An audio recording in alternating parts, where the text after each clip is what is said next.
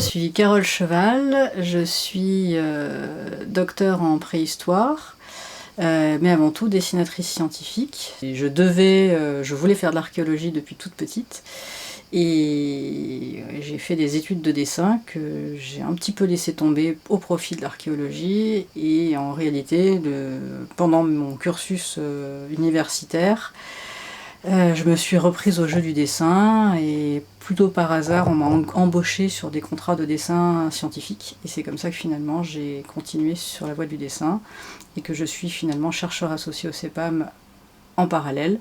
Je continue la recherche, mais j'ai choisi finalement la voie du dessin. Alors comment est née l'association Archéodidacte? Elle est née en fait d'une volonté de refaire un archéosite et d'avoir aussi un terrain pour faire de l'expérimentation en archéologie.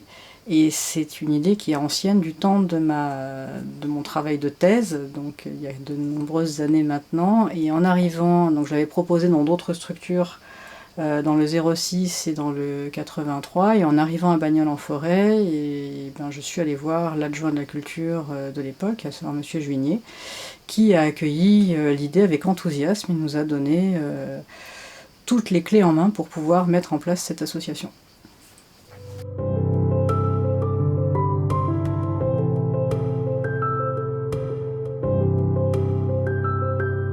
Le but de l'association Archéodidacte est donc à la fois d'avoir pour les archéologues un terrain de travail pour pouvoir mener ces expérimentations à bien, mais c'est aussi une volonté de proposer au grand public une façon de s'approprier la méthode scientifique en profitant des expérimentations, en pouvant y participer dans la mesure du possible, et surtout d'amener l'actualité archéologique, le savoir archéologique au plus grand nombre de personnes, petits et grands, et de diffuser la connaissance.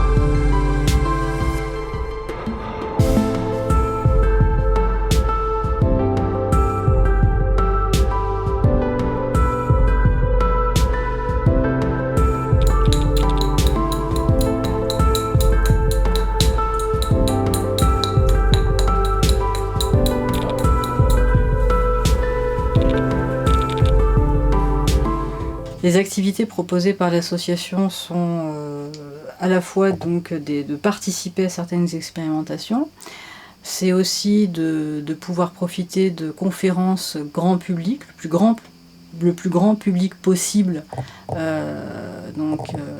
avec des chercheurs, et de différents horizons d'ailleurs. Et puis aussi on propose, donc dans le cadre du CAREX à Bagnoles, on est en train de monter un musée de plein air où les gens peuvent se promener, picorer des informations au moment où ils le veulent, quand ils le veulent et à la quantité qu'ils souhaitent. C'est-à-dire qu'on n'est pas obligé de se fader tout le parc. On n'est pas obligé de lire tous les panneaux, on fait ce que l'on veut, et dedans il y a différents modules qui sont interactifs. Une enquête par exemple sur le changement climatique, qui est une enquête dont vous êtes le héros, dont on va sortir un livre d'ailleurs, avec notre mascotte Chacureuil.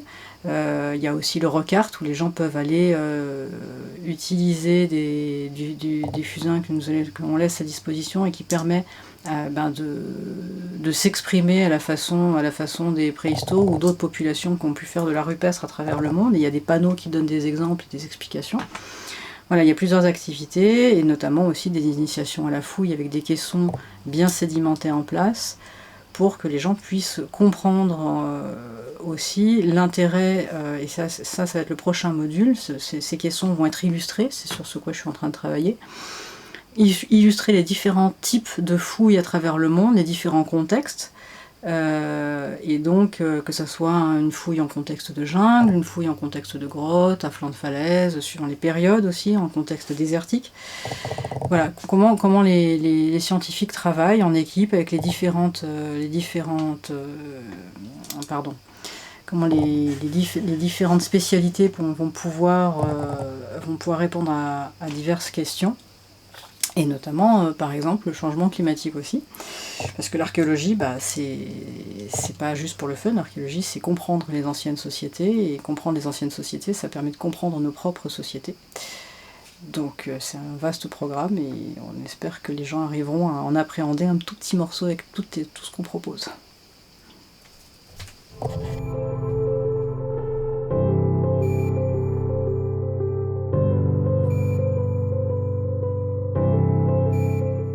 On fait chaque année, et notamment avec l'école de Bagnoles-en-Forêt, puisque la mairie nous donne une subvention, donc il nous paraît parfaitement légitime de faire gratuitement profiter l'école de Bagnoles.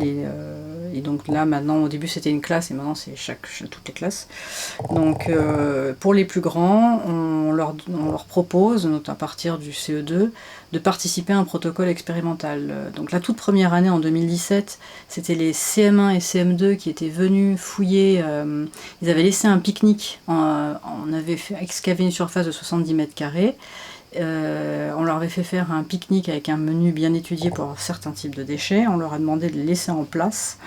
Alors j'appelle ça le pique-nique à la Spoérie par rapport au banquet que Spoérie avait fait dans les années 80 et fouillé par l'INRAB 20 ans après. Donc là on leur a demandé de laisser les déchets en place, on leur a fait dessiner des plans après, quand ils se sont levés, on leur a fait utiliser le niveau, on a fait une photogrammétrie à la verticale, et l'année d'après, les mêmes élèves sont revenus fouiller les vestiges de leur pique-nique, afin de les sensibiliser tant à la méthode de fouille, mais aussi à l'environnement, et puis donc tout le protocole expérimental que ça a demandé.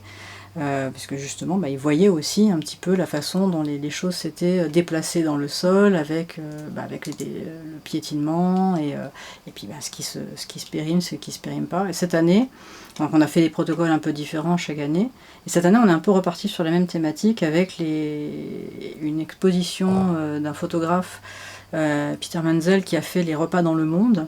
L'idée était de sensibiliser les enfants sur la quantité de nourriture, les emballages des nourritures à travers le monde selon les pays. Et en parallèle, eux-mêmes ont constitué un menu avec leur reste alimentaire de la veille.